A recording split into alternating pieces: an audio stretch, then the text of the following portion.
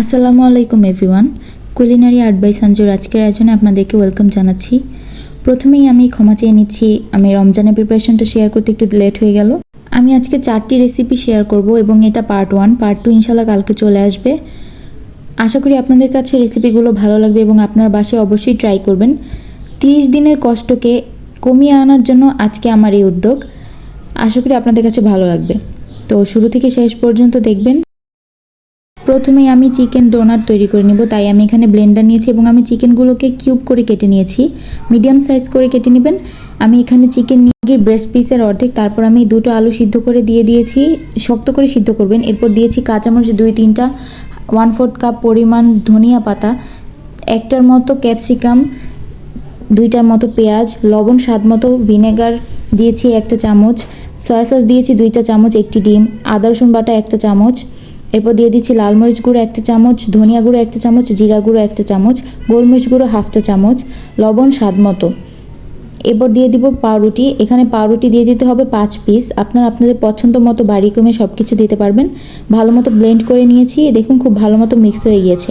এবার এখানে 1/4 কাপ ময়দা এবং 1/4 কাপ কর্নফ্লাওয়ার দিয়ে ভালো মতো মাখিয়ে নিব। আমি এখানে 2টি ডিম ফেটিয়ে নিচ্ছি। আমি ব্রেড ক্রাম্ব বাসায় তৈরি করে নিয়েছি, আপনারা চাইলে দোকান থেকে কিনে আনতে পারেন। এবার আমি ডোনাটগুলোকে তৈরি করে নিব। ফার্স্টে ভালো মতো ডোনাটের শেপ দিয়ে তারপর ডিমে চুবিয়ে ব্রেড ক্রাম্বে গড়িয়ে নিচ্ছি। খুব ভালো মতো এই কাজটা করতে হবে। এরপর একটি প্লেটের মধ্যে ছড়িয়ে দিয়ে ওভারনাইট এটাকে ডিপ ফ্রিজে রাখতে হবে। যখন সকালবেলা শক্ত হয়ে যাবে তখন এটাকে নামিয়ে আপনারা জিপলক ব্যাগ অথবা পলি ব্যাগে ভরে রাখতে পারবেন, সংরক্ষণ করতে পারবেন 1 মাসের জন্য। আমি এখন ভেজিটেবল রোল তৈরি করে নিব, তাই আমি এখানে 2টা মতো রসুন কুচি দিয়েছি এবং পেঁয়াজ কুচি দিয়েছি 1/4 কাপ, গাজর দিয়েছি এখানে 3টার মতো, একদম মিহি কুচি করে দিতে হবে। তারপর দিয়েছি কাঁচামরিচ কুচি দিয়ে ভালো মতো একটু মিক্স করে এবার বাঁধাকপি দিয়ে দিচ্ছি। আমি এখানে বাঁধাকপি দিয়েছি অর্ধেকটা। তারপর সামান্য একটু লবণ দিয়ে ভালো মতো নেড়ে চেড়ে নিব যেন সবজিগুলো একটু নরম হয়ে আসে। এর পর্যায়ে দিয়ে দিতে হবে সয়া সস, 2 টেবিল চামচ পরিমাণ সয়া সস দিয়েছি গোলমরিচ গুঁড়ো 1 চা চামচ। আবারও ভালো মতো মিক্স করে নিয়ে এবার মটরশুঁটি দিয়ে দিচ্ছি। মটরশুঁটি দিয়েছি 1/4 কাপ। ভালো মতো নেড়ে চেড়ে মিক্স করে নেওয়ার পর এবার দিয়ে দিব টমেটো সস দিয়ে দিয়েছি 3 টেবিল চামচ পরিমাণ, দিয়ে আবারও ভালো মতো মিক্স করে নিচ্ছি। আমি টেস্টিং সল্ট দিয়েছি 1 চিমটে, এটা অপশনাল, আপনারা চাইলে বাদ দিতে পারেন। তারপর সবশেষে নামানোর আগে দিয়ে দিব স্প্রিং অনিয়ন। এবার আমি রোলের জন্য রুটিগুলো তৈরি করে নিব, তাই এখানে 3 কাপ পরিমাণ আটা নিয়েছি, স্বাদ মতো লবণ দিয়ে দিচ্ছি এবং লবণটাকে ভালো মতো মিক্স করে নিব। এরপর দিয়ে দিব সয়াবিন তেল। এখানে সয়াবিন তেল দিয়েছি 1 টেবিল চামচ, ভালো মতো মিক্স করে নিয়ে এবার নর্মাল টেম্পারেচার পানি দিয়ে আমি একটি নরম আটা তৈরি করে নেব। এটা অবশ্যই একটু তরল হবে, আমি আপনাদেরকে কনসিস্টেন্সি দেখিয়ে দিব। ভালো মতো মিক্স করে নেবেন যেন কোনো পরিমাণ লাংস না থাকে। কিছুক্ষণ মিক্স করে নেওয়ার পর একটি ডিম ফেটিয়ে দিয়ে দিব, দিয়ে আবারও ভালো মতো মিক্স করে নিতে হবে। ব্যাস, মিক্স করে নেওয়া হয়ে গেছে। এটি কিন্তু খুব বেশি ঘন বা খুব বেশি পাতলা হবে না, মিডিয়াম কনসিস্টেন্সি হবে।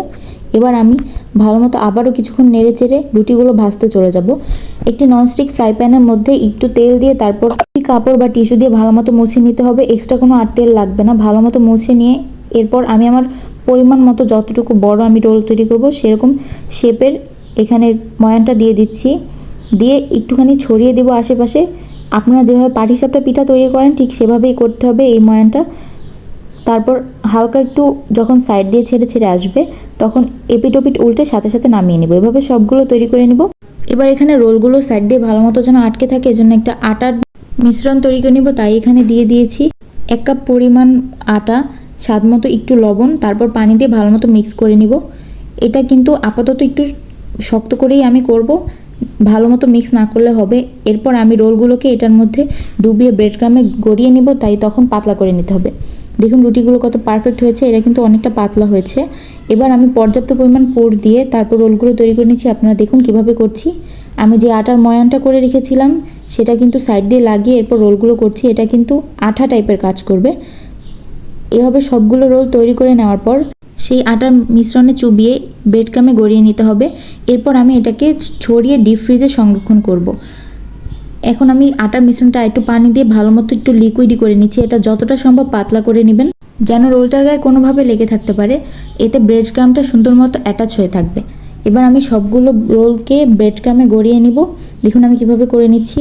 তারপরে একটি ছড়ানো ট্রের মধ্যে রেখে সারা রাত ডিপ ফ্রিজে রেখে দিব। ডিপ ফ্রিজে যখন এটি শক্ত হয়ে যাবে এরপর একটা পলিথিন ব্যাগ বা জিপলক ব্যাগে ভরে সংরক্ষণ করতে হবে। এবার সবগুলো বানিয়ে নেওয়া হয়ে গেছে। এভাবে আমি ডিপ ফ্রিজে সারা রাত রেখে দিব। তারপর সকালবেলা এগুলোকে পলিথিন বা জিপলক ব্যাগ বা যে কোনো বক্সে করে সংরক্ষণ করব। এবার আমি চিকেন ফ্রাইগুলোকে ম্যারিনেট করে রেখে দিব। তাই এখানে দিয়ে দিয়েছি সয়া সস 1 টেবিল চামচ পরিমাণ, আমি লেবুর রস নিয়েছি 1 টেবিল চামচ পরিমাণ, তারপর দিয়ে দিচ্ছি লবণ স্বাদ মতো, মরিচ গুঁড়ো 1 চা চামচ, মিক্স হার্বস দিয়েছি 1 চা চামচ, জিরা গুঁড়ো 1 চা চামচ, গোলমরিচ গুঁড়ো 1/2 চা চামচ, টমেটো সস দিয়েছি 1 চা চামচ এবং 1 চা চামচ পরিমাণ আদা রসুন বাটা দিয়েছি। ভালো মতো মিক্স করে নেব। এরপর আমি এখানে বাটার মিল্ক তৈরি করে নিয়েছি। আপনারা 2 টেবিল চামচ পরিমাণ দুধের মধ্যে 1 চা চামচ পরিমাণ ভিনেগার দিয়ে বাটার মিল্কটা তৈরি করে নেবেন। এবার আমি একে একে চিকেনগুলোকে দিয়ে দিচ্ছি। আমি এগুলোকে একটু বড় সাইজ করে নিয়েছি এবং চেষ্টা করবেন মাঝখান দিয়ে যতটা পরিমাণ সম্ভব কেটে নেওয়ার, এতে মশলাগুলো ভালো মতো ভিতরে ঢুকবে। এবং আপনারা মিক্স হার্বস সেটা যে কোনো সুপার শপে পেয়ে যাবেন, আপনারা চাইলে সেখান থেকে সংরক্ষণ করতে পারেন। মিক্স হার্বসটা দিলে কি হয়, চিকেন ফ্রাইগুলোকে কেএফসিতে অনেক ধরনের হার্বস ইউজ করে, তো আমরা মিক্স হার্বসটা যদি ইউজ করি তখন কিন্তু আমাদের সেই সব হার্বসগুলো একসাথে টেস্ট পাওয়া যায়। এবার খুব ভালোভাবে মাখিয়ে আমি সারা রাতের জন্য নর্মাল ফ্রিজে রেখে দিব। যখন এটা ম্যারিনেট হয়ে যাবে এর পরের দিন সকালবেলা ডিপ ফ্রিজে সংরক্ষণ করব। এবার মোমো তৈরি করে নিচ্ছি। আমি মুরগির বুকের মাংসের একটা পার্ট নিয়ে সেটাকে ব্লেন্ড করে নিয়েছি। তারপর এখানে গাজর দিয়েছি 1/4 কাপ, 2 থেকে 3টা কাঁচামরিচ, গোলমরিচ গুঁড়া 1/2 চা চামচ, লবণ স্বাদ মতো, আদা রসুন বাটা 1 চা চামচ, টমেটো সস 1 চা চামচ, পেঁয়াজ কুচি 2 টেবিল চামচ দিয়ে খুব ভালো মতো মিক্স করে নিচ্ছি।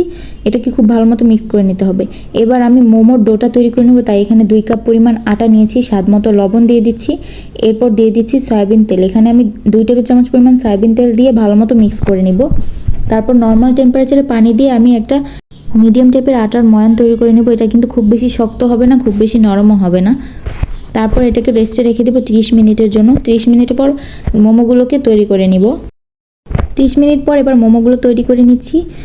আর অবশ্যই চেষ্টা করবেন মোমোর যে পুরটা তার মধ্যে একটু বাটার দেওয়ার জন্য। বাটার গলিয়ে দিলে টেস্টটা কিন্তু খুব ভালো আসে এবং হুবহু রেস্টুরেন্ট টাইপের আসে।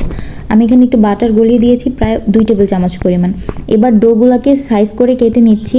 তারপর একটা বড় রুটি বেলে নিয়ে তারপর ছোট ছোট মোমোর শেপ করে কেটে নিব। আপনারা যতটুকু বড় ছোট করতে চান আপনারা সেভাবে কেটে নেবেন। আমার কাছে কুকি কাটারটা ছিল না, তাই আমি একটা স্টিলের গ্লাস দিয়ে কেটে নিচ্ছি। আপনারা আপনাদের সুবিধা মতো করে নেবেন। যে অবশিষ্ট অংশগুলো থাকবে সেগুলো ফেলে দিবেন না, সেটা দিয়ে আমরা আবারও মোমোর যেই রুটিটা সেটা তৈরি করে নিতে পারবো। এবার আমি আপনাদেরকে একটি শেপ দেখিয়ে দিচ্ছি কিভাবে করতে হবে। অল্প কিছুটা পরিমাণ 1 চা চামচ পরিমাণের মতো করে আমি এখানে পুর নিয়ে নিচ্ছি। তারপর আমি একটা সুন্দর ডিজাইন করে নিব। শাড়িতে যেভাবে কুচি দিয়ে থাকে সেভাবে আমরা কুচিগুলো দিব, তবে 2 পাশে না, 1 পাশে। আপনারা ভালো মতো লক্ষ্য করুন, তাহলেই বুঝতে পারবেন আমি কিভাবে করছি।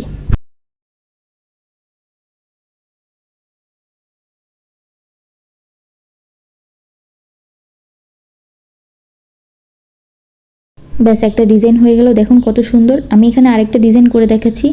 এটা কিভাবে বোঝাবো আমি বুঝতে পারছি না, আপনারা ভালো মতো লক্ষ্য করুন যে কিভাবে করতে হবে। আবারও 1 চা চামচ পরিমাণ পুরটা দিয়ে এবার আমি এখানে সাইড থেকে কুচি দিব, একটা টাইপের কুচি, তবে সেটা একটু মুড়িয়ে মুড়িয়ে দিতে হবে। দেখুন আপনারা আমি কিভাবে করছি।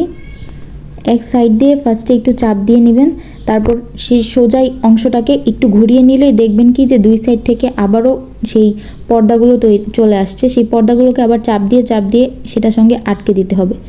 আশা করি আমি বুঝাতে পেরেছি। আপনারা লক্ষ্য করুন ভালো মতো, তাহলেই বুঝতে পারবেন। এবং কোনাটাকে এভাবে চাপ দিয়ে একটু লম্বা করে দিব। দেখুন খুব সুন্দর একটা ডিজাইন হয়ে গেল। এবার এগুলোকেও আমি একটা ট্রের মধ্যে ছড়িয়ে সারা রাতের জন্য ডিপ ফ্রিজে রেখে দিব। যখন সকালবেলা শক্ত হয়ে যাবে তখন জিপলক ব্যাগ অথবা পলি ব্যাগ বা বক্সে করে রেখে দিব। দেখুন রোলগুলো শক্ত হয়ে গিয়েছে।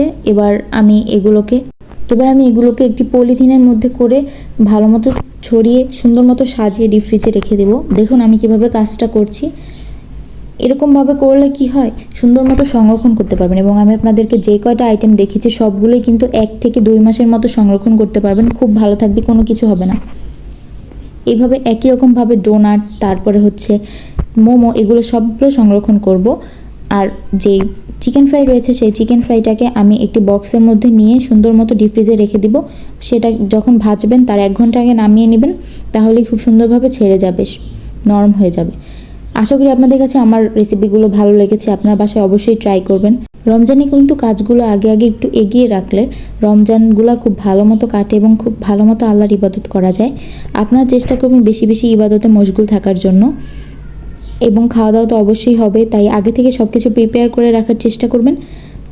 আমি আবারও হাজির হয়ে যাব এটার পার্ট 2 নিয়ে, আরও অনেক কিছু আপনাদের সঙ্গে শেয়ার করব। ততক্ষণ আমার সাথেই থাকবেন।